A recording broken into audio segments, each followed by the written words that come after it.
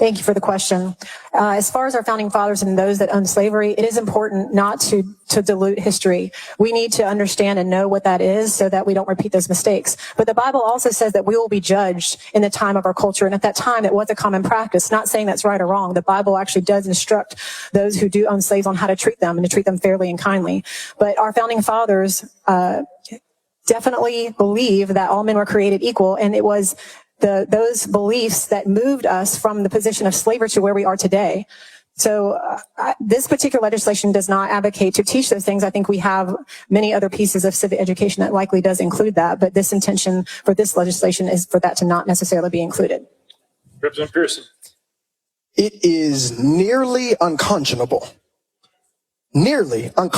to believe that you just articulated the theological vision of enslavers in this Capitol in the year 2026 as though it was okay. Because here's your problem.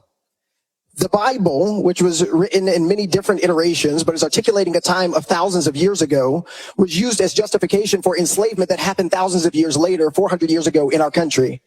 And so even if you're trying to articulate, as you are incorrectly, that the Bible was somehow giving permission to slavery, that would have been in the era in which it was happening. It wouldn't be used as a theological justification just 400 years ago in our nation's history. But what is worse, and what is deeply disturbing by what you have just said, is not how you are saying, and that was wrong or immoral. There is no question that slavery was immoral. And you shouldn't need a Bible to know that. And there were always people who were antithetical to the antebellum South's iteration of chattel slavery. The people who were enslaved, who were kidnapped from the continent of Africa and brought here against their will. And I am a Christian, and I am a 7th-generation Tennessean. I have read the Bible from front to back, and the stories about love, about who Christ is, about loving thy neighbor and loving God is what we are told to profess. So anyone who misused the Bible to enslave people, misused the Bible to keep people in bondage, they were wrong then as you are wrong now.